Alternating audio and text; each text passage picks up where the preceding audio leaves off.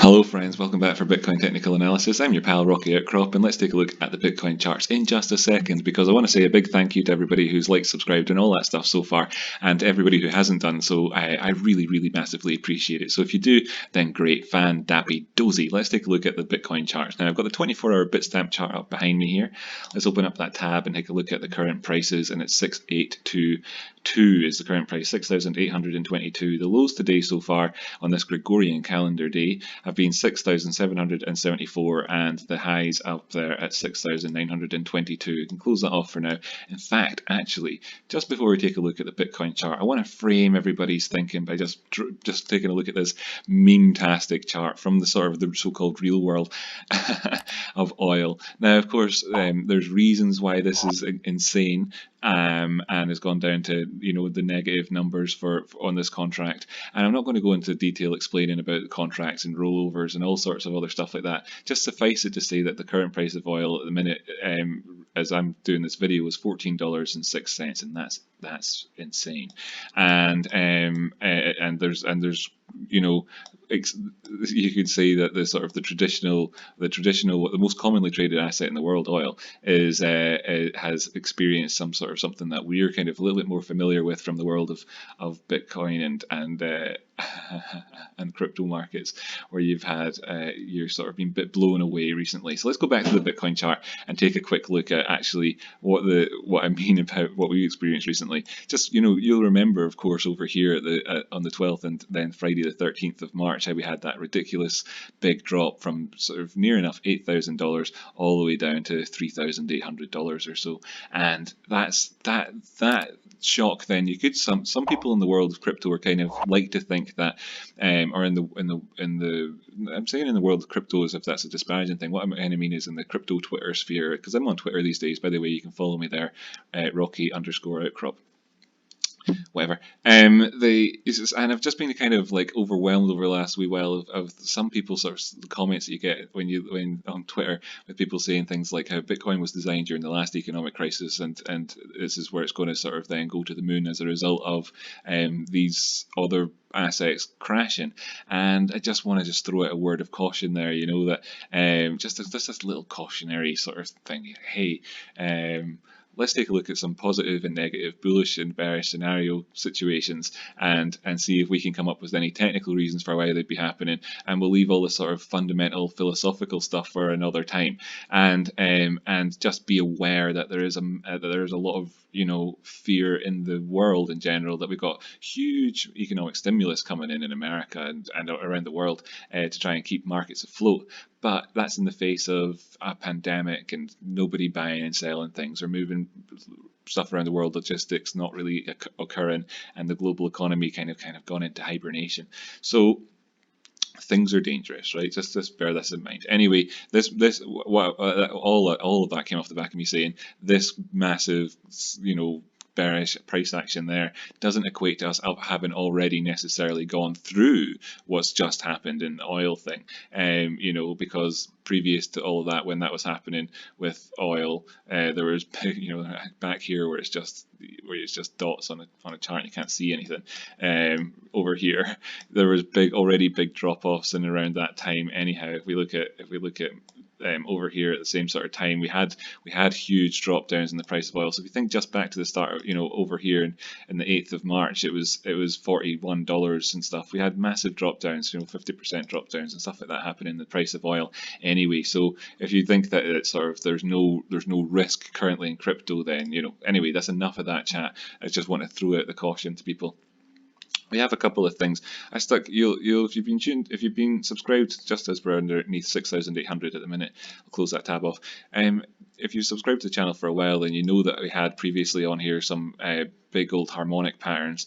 Here's this one. I've stuck it back on just as a sort of little refresher reminder to people that we did have these events happen in such a way that you could draw in around it this Gartley shape all the way back from the 11th or the December 2018 as the X, the 29th of June or so as the A, then down here towards December 19 as the B, and then up here towards the Valentine's Day as the C, and then on down here to those lows at the D point.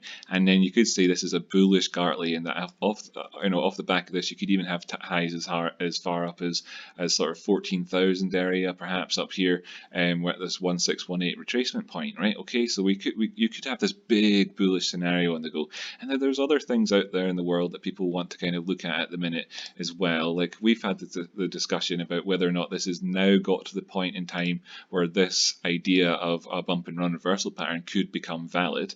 This is another bullish sort of, if you want to be macro term bullish about things, another sort of thing to be aware of, potentially. And what we would need to see happen then, of course, is this trend line operate as support and not to break down below that again, hopefully, and then and to see volume picking up here and a run towards the upside in this run phase of the bump, as we can see here, and then run part of this pattern. So this is interesting. This is interesting, and it's bullish in a big term side of things. But what actually happens if we break down below sort of some of these horizontal areas that we can look at, and is there anything to be bearing in mind there on that front from a negatives case, because the world is kind of screwed. And on the one point you've got the reversal cases for each of these sorts of things. If this does reverse then and not work out, then you've got a couple of things on the go at once there as you break down below these levels towards the lower 6,000, say for instance 6,450, as we know from previous discussions about the prices and things like that. As you can see, that was our lows over here in December. If we break down below those levels, of course, you're breaking down below that, and it undoes the pattern and potential, and things then look a little bit more negative as a result. And on the bigger scope side of things, if you break down below the Gartley pattern, then that's also very, very, very bearish. To bear those things in mind, as well as it just kind of gives you the opportunity. What's this missing as well as terms in the is a little bit of a sort of reversal pattern at the bottom. If we take a look at the oscillators, you didn't see any sort of bullish divergence really coming in here strongly to on the last couple of lows, to say that, hey, we've got a divergence on the go as we're turning around necessarily, although you could look towards the stochastics and say there was some. But if you're looking at the MACD, just between this low and this low, for instance, on the 13th of March and the 1st of March, then there's no bullish divergence there or whatever. So we don't really have that to look to for on these oscillators. If this low had to come in lower, maybe in a lower time frame, there's a sort of an area, yeah. So we could maybe then see it on the 12-hour time frame, touch of bullish divergence between this low on the 12th, 13th of March, and this one on the 16th of March. So there is that case. So that's the bullish side of things there, and this is all in the bigger time frame. So I suppose I'm going to have to kind of narrow down. Bear with me, by the way, because I will talk about the low time frames and what could be happening over the next wee while soon, I suppose. So those are the sort of, if you want to take two really broad perspectives. Anyway, I'm going to hide both those things off the chart for now, because I don't need the clutter on there. Just a sec, sorry. Let's take a look at the price action then. So what's going on currently? We're below the 21 EMA. That's not great. Below the 50, as we know. This is the 12 hours. We'll go to 24 hours. Sorry, it's the same scenario there. 21 and the 50, just where they are. And of course, we're living under sort of death cross conditions on the 50 and the 200 having crossed the downside. So that's quite bearish. We've got this upward trend. That's bullish. However, it's got diminishing volume throughout it, which is kind of not great. And we can see here that we've had a lower high kind of come in here so far on the daily chart, which isn't very, very, very good. And we were bearing that in mind overall, thinking about the dynamics as well between this sort of 6,850 area and where we discussed it at the time with that left shoulder area, and then this head in around 7,400, and then this right shoulder coming in and again and kind of asking the question at that 6,850 area. Of course, it's not head and shoulders, but just thinking about it it from as a narrative. Think as we ask this question at 6,850 again, you know, should we go back down below that? That's quite bearish, you know, really. And you're looking at that 6,666 level to operate as support. If not, you've got a lower low, lower high, and then a lower low coming in, which would obviously be a downward sort of trend to look at the time. And you can see things like this as we've been doing this entire upward move. We had this the ADX or the DMI down below here, kind of showing us that the trend has been diminishing throughout, which is not, you know, convergent, you know, with the theme. So you wouldn't want to see that. And of course, all of the momentum oscillators are just kind of tapering off, and that's not great. So that's the current situation, really. What we'd need to see, pardon me, on down to the 24-hour chart here would be to move up above 6,950 area again, and where we have the 382, 6,950 on this Fibonacci retracement, and try and get back up towards these positive price action areas yet again. And we know as well, having discussed this several times, we'll stick it back on here if we want to sort of draw comparison points, that if you drew a Fibonacci retracement in body to body, that you see the 236 coming in right here and around where the price action is operating currently, more or less. What is the current price? 6,800, of course. So you can see where this 236 line is here in 6,768. I drew that in kind of more or less, roughly. But if we do open and close below that area, then of course we could be looking on down to the next areas of this particular Fibonacci retracement, which brings us down again to the 382 on the upside of this wick to wick Valentine's Day retracement thing. And also and as we look at this area where this is coming in at, we're bearing in mind as well that looking back in the past at how things had happened previously, that if you look at the Fibonacci retracement you could draw in from the highs up here in June 19 down to the lows in December 2019, that you can see when we got up to the 50% retrace mark around that 10,461, that's kind of where we turned around at, came up, retested it, came down again, and the same sort of feeling overall the market is happening just now at the end of this particular run. If this were to be the run, you could look back and find a lot of sort of correlation between the psychology and the price action and everything in around those areas. So that's the cautionary side of things. And again, like we've been saying in recent videos, the bullish side of things does speak for itself.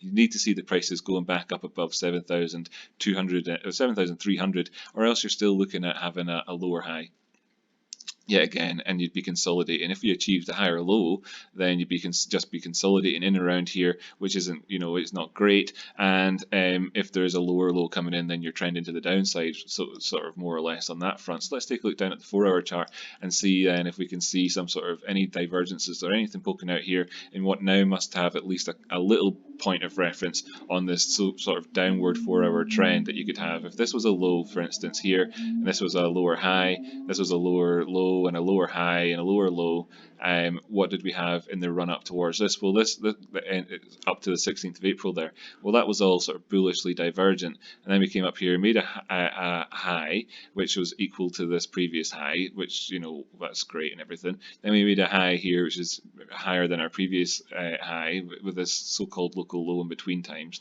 and then we've just sloped down the way. So can you see any divergence between these 2 points here? Well, you know, there was a little bit on the MACD, a little bit in the stochastics. We're kind of going, oh, it's a bit equal, it's, you know, neither here nor there. And what's happened since is we've sunk back down again. This sort of, again, sort of kind of like, you know, exaggerated, I'm exaggerating here, but the psychology of this head and shoulders happening in around that area of, on the smaller time frame there, of where the 50% retrace line is, having this peeking its head up above, just as we kind of saw over here, more or less, as we were looking at this price action back here in February. So, you know, we've got that. That's all the cautionary side of things again. In the bullish case scenario, obviously speaking for itself, for us to then go back up above the 7,260, 7,300 areas, so that we can look to try and get a higher high in on this 4-hour time frame and move towards the upside. But You know, for instance, any sorts of things could happen. Got tweeted earlier on from somebody suggesting that maybe we'll see a Tuesday style pump going up towards the 7,000 area, and on the 4-hour time frame that would take you up as high as the sort of 233 exponential moving average. You'd get a lower high in here in terms of this being a sort of 4-hour downtrend, and you could see that happening, and then the prices just come straight back on down to where they are now. And all of this happening in around this 236 level, and we've got the 200 simple coming right up to where we are now as well on the 4-hour time frame, all kind of coming in at that area. So should we break below that, I'd feel quite negative about things. Of course, looking towards the 66666 area, as we've spoken about before getting too carried away with saying, hey, we're setting in more lows on this 4-hour downtrend, you know, and kind of just coming down here, you know, coming with trending down that sort of a way. So, you know, that's what I'll be keeping an eye out for over the next wee while. And does it offer up opportunities for sort of lower risk or easier to manage risk trades should you be going on either direction? Of course it does. Now, I'm not a financial advisor, none of this financial advice, as I say all the time, but of course, you know, for instance, into that sort of 6,666 area, you could be thinking that might be an area where you might manage your risk at. Of course, on down to the 6,450 area where we've seen it go before. In a bigger time frame scenario, you could be looking as far as actually seeing the prices go all the way back down to 236 retracement points that we've had here in at the 6,140 area, and then the 6,000, and then the 5,500 area. And how would that look on, say, a bigger time frame such as the 2-day? We'll start with the 2-day and we'll go to the week, I suppose. So how would that look on the 2-day? Well, you'd have this low here, that 6,600-ish area that we've spoken about, which, you know, again, of course, you'd be then looking down to that 6,400 area that we spoke about. But if we did come down to this 236 area here, you just have one lower low overall, and you could be looking at a daily time frame head and shoulders type thing as well happening. Again, you know, that's that psychology. Just have to look for these common reversal points. They'll happen in around similar sorts of areas anyway, and you'd have and you know, the 382s, the 2 382s lining up there would be where you'd be hoping to see the prices turn around at. Actually, let's go up to the weekly so we can see how this looks. Now, this is where you can kind of get the idea then where you could come down and test off the 236 and still maybe be looking towards asking the question of can we reset on a weekly upward time frame and put in higher lows and higher highs. Unfortunately, on the weekly time frame, currently what we're looking at is overall a downtrend, and for us to be able to put in higher highs, you'd have to see the prices go all the way up as high as 7,000 or 10,200. So that's not like on the cards right now, unless we've got a series of several positive good things happening for us. And the areas are supposed to be looking out for ins and outs, I guess, in and around these areas would be the 8,200 area, where you've got a gap on the CME chart, where you might have a chance at then, I suppose, at seeing this having a refresh on your assessment of things should somehow, maybe for instance, Bitcoin become this digital gold that everybody wants it to be, and a safe haven asset during these really curious times. Of course, looking at the weekly chart here, it's easier to see how things are just generally speaking fairly bearish, so long as the prices are actually below that 7,400 area, where you can see a lot of where there was all this price action previously before, back in the end of last year, and where we're kind of up to now. Of course, establishing ourselves above that area, it does give us a very good platform in terms of support, having had achieved something here in the meantime. So that's why those kind of become critical areas, I suppose, again. So in the shorter time frame, I suppose let's wrap up then here with a look down here towards the hourly time frame for any divergence or anything. No. There could be hidden bullish, hidden bearish divergence overall, and there could be, if this price action had to come down further, then there could have been at the end here divergence. If this turns up the way overall, then you've got this just becoming a little bit convergent. We'd have to see if this turns into an overall hourly upward trend. Overall, this is fairly bearish, really, just looking at it as it stands. And go on to say to we've already done the 4-hour time frame, so let's just summarize and wrap up then. Thanks so much for tuning in, and I'll try and get more succinct over time. I really do appreciate everybody who's shown the channel support and likes and subscribes, all that chat so far. Just kind of looking at this and saying, in the 4-hour time frame, it would be reasonable enough to think that you could have a range here for just trading up and down between the 7,000 area, and where we are now, that could happen fairly easily in amongst all the different resistances and supports and resistance without even having to put in a higher high or a higher low or anything as part of a consolidation phase. Should we actually want to not be consolidating, then the first sort of thing you need to look to is 7,300 and 7,500 to try and break out of this general overall malaise that's been going on. Should the prices go back down below 6,666, you're looking at a 4-hour downward trend, and that's not good, and you'll see these moving averages then all cross to the downside and whatever else. We've got the 236 coming in and around where did we say it was? Someone reminded me. Unfortunately, I do this video on my own, so I can't. Oh, it's on the normal chart. Well, the CMEs there was still telling us the same story. We've got the 236 as well coming in at that 6,750 area, breaking below that and below this 4-hour 200 simple moving average would be quite rubbish, and we'd be looking at the targets of sort of bearish targets again, and thinking about, of course, can we maintain this and not actually go and continue the overall downward trend that we've had since 7th of April or so. So that's the summary for us. If we go below 6,666 then, and actually open and close 4-hour time frame candles on it, then back over to the daily time frame, that looks quite rubbish, because as you can see over here at 6,600, you'd be asking the question, are we putting in a lower low on the daily? And then of course you're trending towards the downside, and it's quite similar overall to what we've seen happen in the past. Not a fractal guy, just saying, as you'd be breaking through resistance points and whatnot and having to ask questions about the overall shape of things as this volume's been diminishing and the world at large is being rubbish. Again, just one last look at this mean-tastic chart over here. So that's what we've got to bear in mind. And we will also take a look at Ethereum, Chainlink, Tezos, and no, that's it. Which puts us looking at the number 1, number 2 coins, and like the 10 and 11 coins, or 9 and 10, whatever, depending on how the market caps will shape out. And I think that's cool, but let me know if you want to see any other coins, or if I should just focus on the big ones or whatever else in the comments down below. Really appreciate you taking the time watching this with me today. Like, subscribe, all that stuff. Feedback down below is all appreciated. And yeah, I feel like I've not been very coherent in this episode. I will do better in the next ones, but really, yeah, like, subscribe. If you watched it till now, then thank you so much. Catch you next time.